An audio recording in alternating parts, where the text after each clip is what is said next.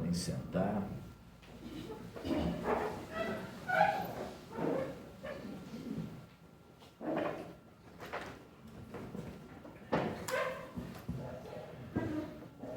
Altas horas da noite, um homem dirigiu-se a Jesus. No escondidinho, na calada da noite, aparentemente ele tinha tudo que alguém pode desejar.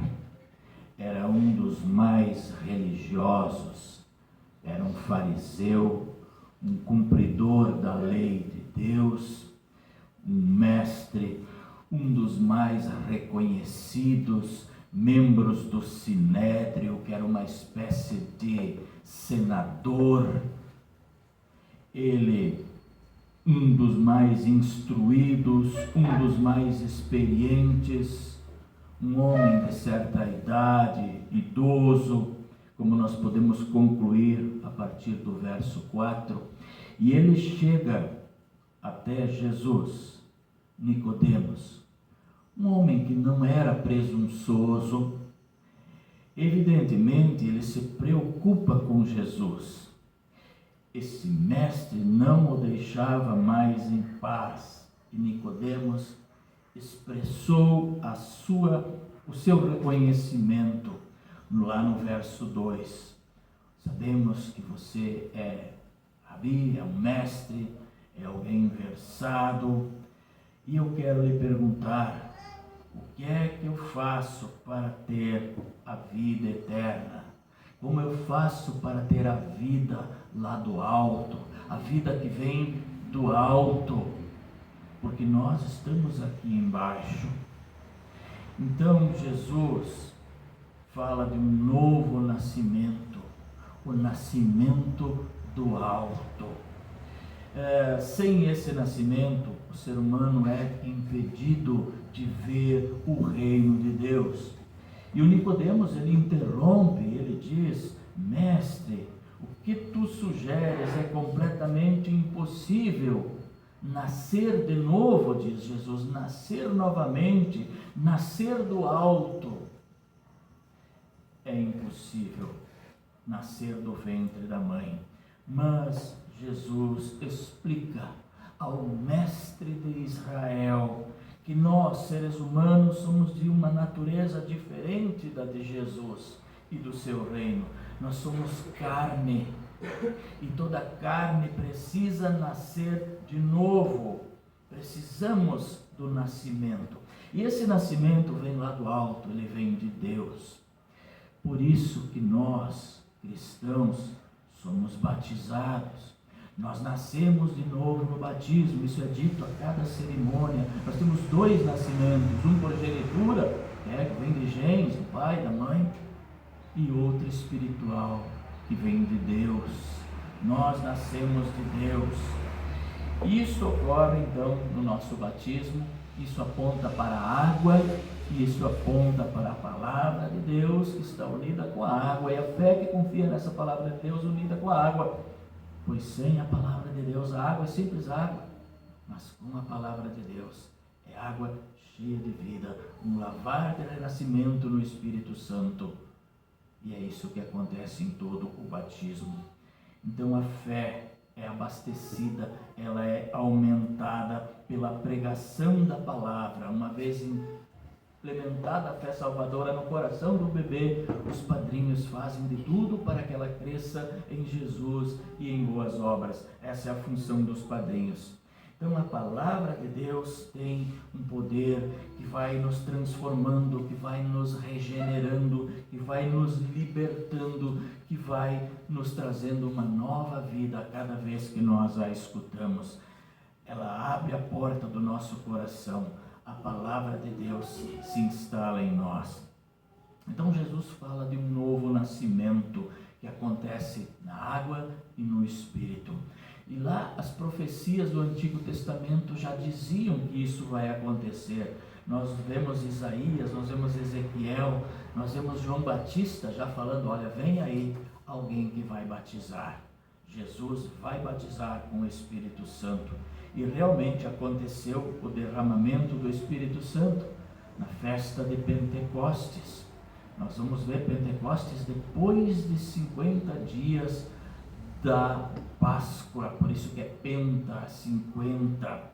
Então nós temos ali o momento da derramada do Espírito Santo.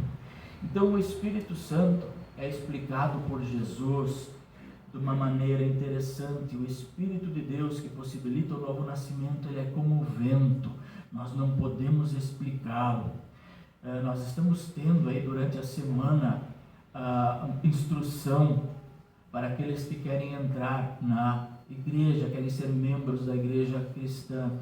E uma das tarefas bem difíceis do pastor é falar sobre o Espírito Santo. Por quê?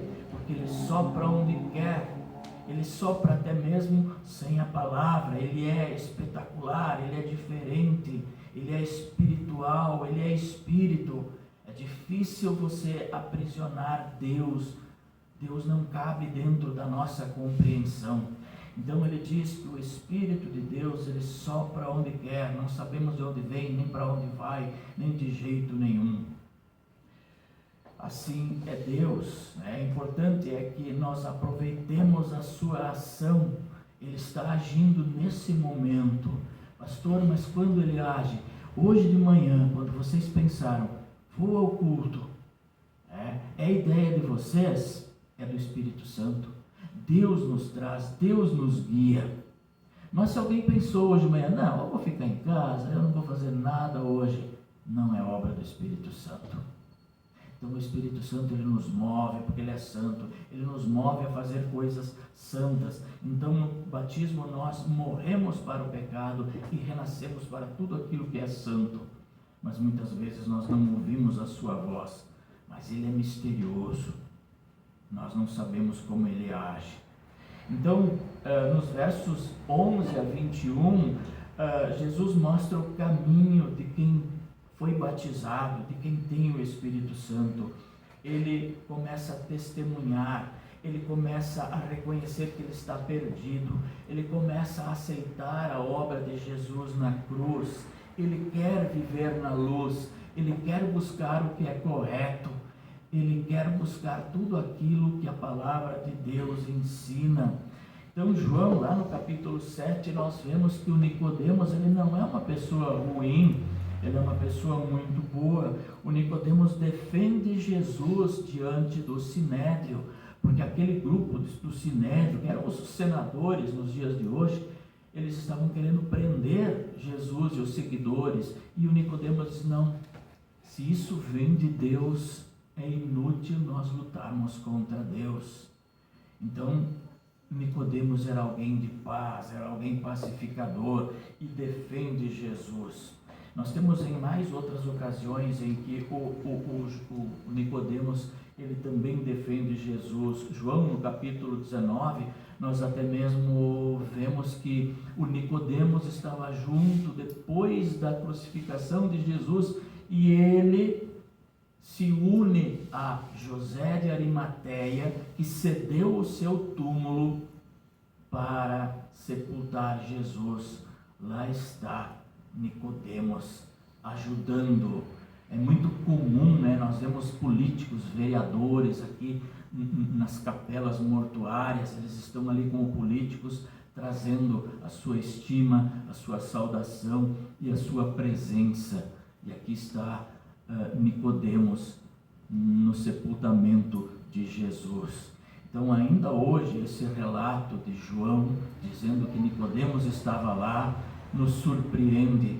Nicodemos saiu do anonimato, ele se tornou um seguidor, ele arriscou-se a dar um passo público de fé. Então a história antiga da serpente levantada sobre a cruz também é citada aqui. A história antiga da serpente, ela abre o caminho para a cruz de Jesus. E Jesus mesmo diz, olha, assim como a serpente foi levantada lá no deserto, para que todo aquele que foi picado, né, ficasse salvo ao olhar para aquela serpente na cruz, assim importa que o Filho do Homem, é um dos títulos de Jesus, Filho do Homem, com H maiúsculo, o Filho do Homem seja também levantado na cruz, para que todo aquele que nele crê não morra, não pereça, mas tenha a vida eterna. Então, a história antiga da serpente abre caminho para a cruz de Jesus. O povo, quando é que ela aconteceu essa história? O povo estava há 38 anos peregrinando lá no deserto, e novamente os israelitas estavam diante de um mar. Eles precisavam atravessar um mar, que havia sido o ponto de partida para a libertação do Egito. Eles não tinham avançado nem um pouco por culpa da velha geração, que teimava em não crer, em não acreditar. E o pecado nunca permite que nós avancemos. É por isso que a gente precisa confessar. O povo de Israel, por causa do pecado, ele andava em círculos. Quem sabe na nossa vida também, se nada dá certo, se a gente anda em círculos, se parece que tudo é uma mesmice, a gente não progride, né? E esse progresso não significa progresso material. O material não adianta de muita coisa. Essa semana ainda ouvi que o Steve Jobs deixou uma fortuna de 3 ou 4 bilhões. E ele morreu com 50 e poucos anos da sua doença. E em um dos últimos relatos disse ele que com todo o meu dinheiro eu posso comprar o que eu quiser, mas não consigo comprar a saúde. Eu não consigo pagar um médico para que ele me cure. De que vale a fortuna? Então o povo estava no deserto, peregrinando já por 38 anos, andando em círculo. Por quê? Por causa do seu pecado, por causa da nova geração. Há 40 anos já nasce uma geração que não ouviu a promessa inicial. A gente tem que abrir o olho, porque a geração de hoje também está abandonando a igreja. A geração de hoje não quer mais contrair matrimônio, eles estão raros. A geração de hoje não quer mais a bênção de Deus sobre a sua vida matrimonial. A geração de hoje não quer mais participar da juventude. Há uma dificuldade. Eles não ouviram a promessa inicial, mas nós precisamos alertar eles de que a promessa inicial existe, ela está em vigor, ela é a mesma. Deus não mudou. Onde 2 ou 3 estiverem reunidos, eu estarei no meio deles. Isso é a igreja, nos seus grupos, nos seus departamentos. Então, muito cuidado. O pecado, ele não permite que nós vençamos, que nós avançamos. O pecado nos faz andar em círculos. Os pais fracassaram, mas a nova geração não era nem um pouco melhor. Ela fracassa também. De repente ouviam-se as mesmas queixas de outrora, 38 anos depois: é fome, é sede, é deserto, e nós não temos o que comer, Deus vai nos matar nesse lugar. Por que é que nós nascemos se é para sofrer? E Deus então agiu severamente com aquele povo, enviando aquelas serpentes que eles picaram. Com isso, ele queria mostrar quão terrível é o pecado. Então, na Bíblia, a serpente sempre simboliza Satanás, o poder do pecado, da morte. Então, o pecado é como a picada de uma serpente muito venenosa. E quais foram os pecados praticados lá pelo povo de Israel na época? Foi o pecado do mau humor. Aquele povo estava peregrinando, ele deveria estar bem-humorado. Bem-humorado, ele chegaria logo, atravessaria o Jordão, estaria na terra prometida. Mas o mau humor, o descaso, a blasfêmia contra Deus. Tá, então é assim? Então vocês vão ficar no deserto até aprender. E o povo tem dificuldade para aprender. Então o pecado do mau humor, eles perderam a paciência porque eles não prosseguiam. Mas a culpa era de Deus? Não. Se nós olharmos o livro de Números, o pecado do esquecimento nós temos lá. Por que nos fizeste subir do Egito? Porque Deus queria dar um lugar muito melhor. Deus queria tirar eles da escravidão. Mas parece que o povo gosta da escravidão. Lá eles tinham comida, carne à vontade. Pô, mas Deus quer te dar muito mais do que carne. Deus quer te dar a vida eterna. Deus quer te dar um lugar de culto, de adoração que você não tinha direito no Egito, porque lá você tinha que trabalhar no chicote. Oh, povo, o pecado da ingratidão. O povo era ingrato. A nossa alma tem fome de pão, dizia o povo. Deus quer dar muito mais do que pão, nem só de pão viverá o homem, mas é toda a palavra que procede da boca de Deus. Então o milagre que inicialmente causou admiração, os milagres, se nós formos contar, foram as 10 pragas para que o povo do Egito libertasse os israelitas, culminando na última praga, que era então a morte do cordeiro, a Páscoa. Então o pecado é como uma serpente venenosa, traz morte, traz destruição. O salário do pecado, a recompensa do pecado, diz Paulo, é a morte.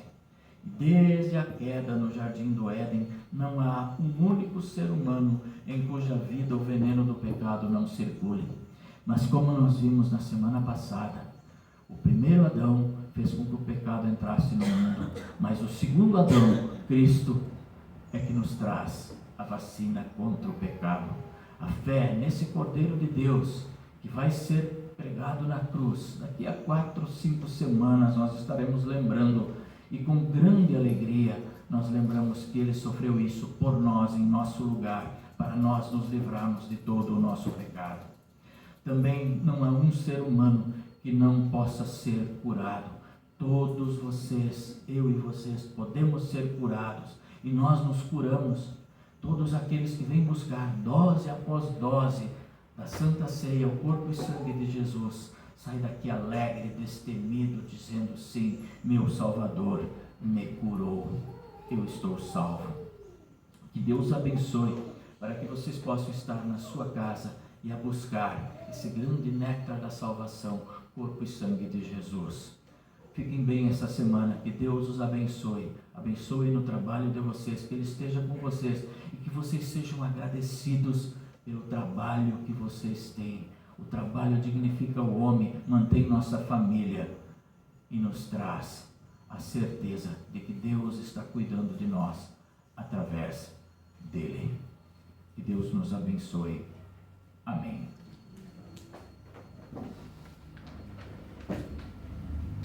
Nós nos colocamos de pé.